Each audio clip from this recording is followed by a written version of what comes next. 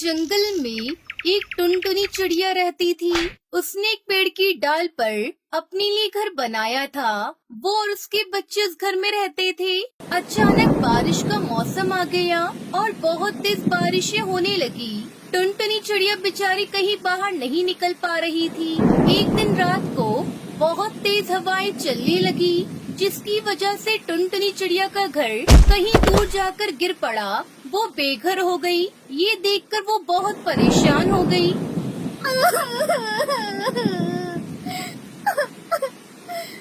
हे ऊपर वाले, ये सब क्या कर दिया?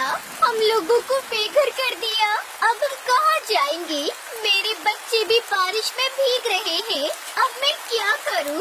मेरी समझ में कुछ नहीं आ रहा। तू ही हमें कोई रास्ता दिखा। टुनटुनी चिड़िया उसके बच्चे बारिश में पूरी तरह से भीग चुके थे। बेचारे उस चिड़िया को कुछ समझ में नहीं आ रहा था कि वो अब क्या करे।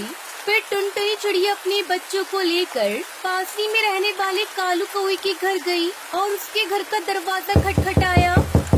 कालू भैया, अरे ओ कालू भैया, दरवाजा खोलो। क्या तुम्हारे घर में हमारे लिए थोड़ी जगह मिलेगी?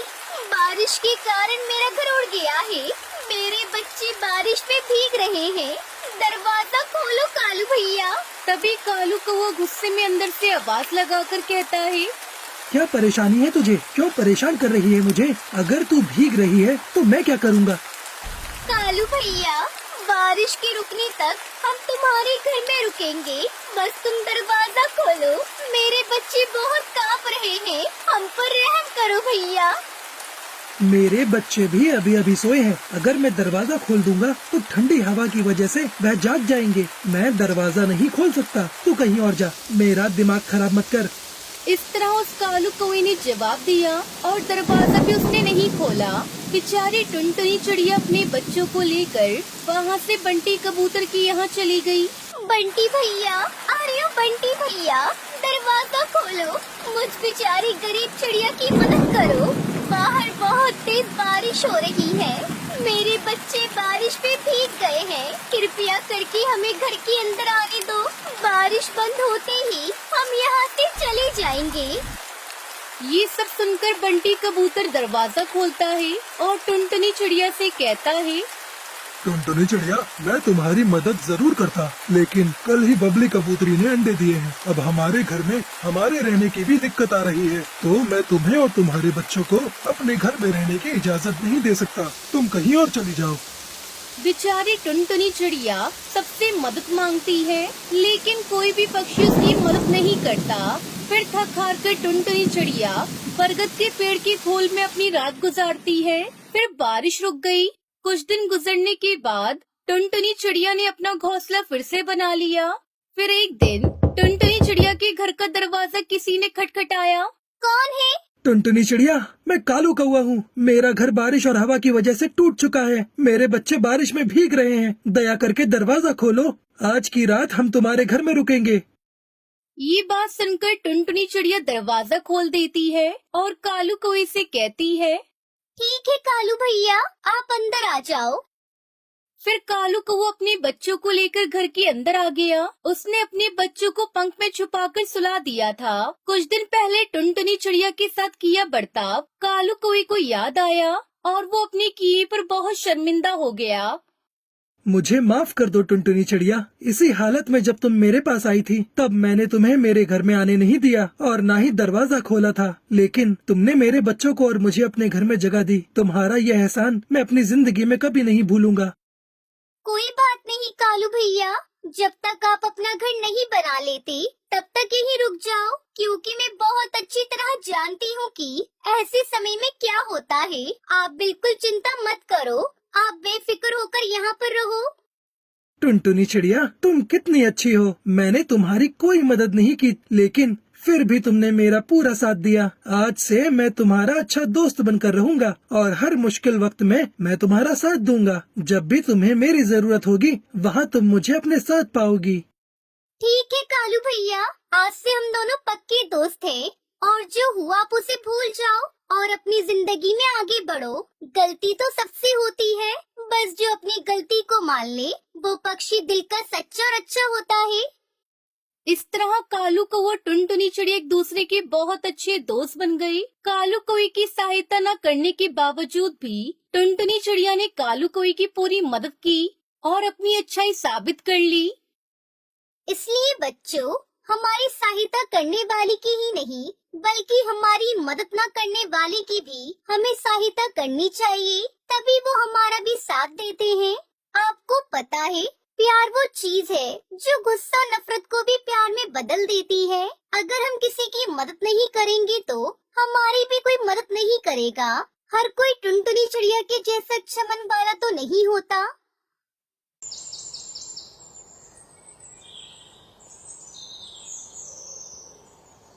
रामपुर जंगल में पक्षियों की सभा हो रही थी। सभी पक्षी आपस में हंसी मजाक कर रहे थे। तभी वहाँ पर टुनटुनी चिड़िया लड्डू लेकर आती है। देखो दोस्तों, मैं तुम सबके लिए क्या लेकर आई हूँ। अरे वाह, ये तो लड्डू है और देखने में बहुत ही स्वादिष्ट लग रहे हैं। देखने से तो मुझे भी ये बड़े अच्छे लग रहे हैं। मेरे मुंह में पानी आ गया। अब मुझसे इंतजार नहीं होगा। टुनटुनी, जल्दी से हम लोगों को भी खिलाओ ना। तभी टुनटुनी चिड़िया सभी दोस्तों को लड्डू खिलाने लगती है कि इतने में अचानक से वहाँ पर शिकारी पक्षी चील और बाज आ जाते हैं और दोनों पक्षी सभी पर हमला कर देते हैं। अचानक से हुए हमले से सभी पक्षी बहुत घबरा जाते हैं। चील और बाज ने टूनी मौसी, कालू कौवा, सुनहरी चिड़िया और भी अन्य पक्षियों को कैद कर लिया था। इतने में वहाँ से टुनटुनी चिड़िया अपनी जान बचाकर किसी तरह निकल जाती है। अरे बाज दोस्त, एक चिड़िया तो जान बचाकर निकल गई। ओए ओए, कोई बात नहीं, लेकिन हमने इन लोगों को तो पकड़ ही लिया है ना। उस चिड़िया को भी किसी दिन पकड़ ही लेंगे। ऐसा बोल के दोनों जोर जोर से हंसने लगते हैं और सभी पक्षियों को लेकर अपने घोंसले की ओर निकल जाते हैं। वहीं दूसरी ओर टुनटुनी चिड़िया शिकारी पक्षी से बचकर जंगल में अब बहुत दूर आ गई थी और एक पेड़ पर उदास होकर बैठ के सोचने लगती है। हे भगवान, ये क्या हो गया। वो दुष्ट चील और बाज ने मेरे सभी दोस्तों को पकड़ लिया। अब मैं क्या करूं? मैं इस तरह नहीं रह सकती। मुझे अपने दोस्तों को बचाने के लिए कुछ न कुछ तो करना ही होगा। ऐसा बोल के टुनटुनी चिड़िया सोचने लगती है और वहीं शाम हो जाती है। इतने में टुनटुनी चिड़िया के मन में एक योजना आती है। वो जल्दी से कुछ लकड़ियां लेने के लिए चली जाती है और उससे कुछ लकड़ी का जाल बनाने लगती है। टुनटुनी अपनी योजना अनुसार बहुत मेहनत करती है। धीरे धीरे अब रात हो जाती है और टुनटुनी अपने घर वापस आ जाती है और सो जाती है। वहीं दूसरी ओर चील और बाज ने सभी पक्षियों को पकड़कर पिंजरे में डाल दिया था और उनका जीना मुश्किल कर रखा था। अरे दोस्त, बहुत भूख लगी है। चलो इसमें से किसी एक चिड़िया को पकाकर खाते हैं। और क्या, मुझे भी बहुत भूख लगी है और हमने कई दिनों से चिड़िया का ताजा मांस नहीं खाया। चलो खाया जाए। अरे वो पीली वाली को उठा लेते हैं, वो बहुत फुदक रही है, उसे ही उठा ले।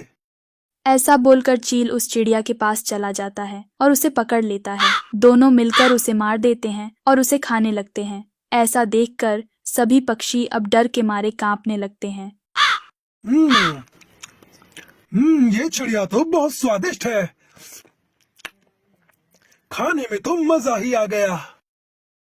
हाँ यार, अब सोया जाए। बाकी की चिड़ियाओं को कल पकाकर खाएंगे। ऐसा बोल के चील और बाज सोने चले जाते हैं। वहीं कालू, कौवा, टूनी मौसी और अन्य पक्षियों की डर के मारे हालत खराब हो रही थी। धीरे धीरे अब सुबह हो जाती है। टुनटुनी चिड़िया जाग जाती है और तुरंत ही अपनी योजना के अनुसार चील के घोंसले के पास आ जाती है। वो तभी जोर से एक पत्थर को उठाकर चील के घोंसले की तरफ फेंकती है। पत्थर सीधा चील को आके लगता है और दोनों उठ जाते हैं। अरे कौन है ये जो पत्थर मार रहा है? अरे ये तो वही चिड़िया है जो हमसे बचकर भाग गई थी। चलो चलकर इसे अभी मजा चखाते हैं। ऐसा बोल के दोनों टुनटुनी को पकड़ने के लिए आ जाते हैं। तो टुनटुनी चिड़िया तुरंत ही योजना अनुसार दोनों को जंगल ले जाती है। थोड़ी दूर जाकर टुनटुनी रुक जाती है और जैसे ही दोनों पास आते हैं तो टुनटुनी थोड़ी दूर जाकर पैरों में रखा हुआ पत्थर का टुकड़ा नीचे जमीन पर फेंक देती है। वो पत्थर जैसे ही नीचे गिरता है तो लकड़ियों का जाल तुरंत ही बाहर आ जाता है और तभी वहाँ पर चील लकड़ी से टकरा जाता है और घायल होकर नीचे गिर पड़ता है। लेकिन बाज अभी भी बच जाता है और ये देखकर वो बहुत गुस्सा हो जाता है और फिर टुनटुनी चिड़िया को मारने के लिए उसका पीछा करने लगता है। ओहो, ये क्या हुआ? ये बाज तो बच गया, अब मुझे कुछ और करना होगा। ऐसा बोलकर टुनटुनी चिड़िया बाज को खोखली हुई लकड़ी के टुकड़े के पास ले जाती है और अंदर चली जाती है। टुनटुनी को देखकर उसका पीछा करते हुए बिना कुछ सोचे समझे बाज भी अंदर चला जाता है। टुनटुनी जल्दी से दूसरे छोटे द्वार से बाहर आ जाती है, जबकि बाज अपने बड़े शरीर के होने के कारण उस छोटे से द्वार से बाहर नहीं आ पाता है और वो जल्दी से पीछे मुड़ जाता है। इतने में टुनटुनी बाहर आकर लकड़ी के टुकड़े से उस द्वार को बंद कर देती है और बाज वहीं फंस जाता है। टुनटुनी की योजना सफल हो जाती है। वहीं चील और दुष्ट बाज को उसके किए की सजा मिल जाती है। टुनटुनी जल्दी से चील के घोंसले पर आकर अपने सभी दोस्तों को बचा लेती है और जो कुछ हुआ था वो सब उन लोगों को बताती है।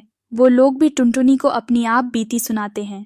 सभी पक्षी टुनटुनी चिड़िया को धन्यवाद देते हैं और अपने अपने घर वापस लौट जाती है और इसी तरह रामपुर जंगल में खुशियां वापस लौट आती है।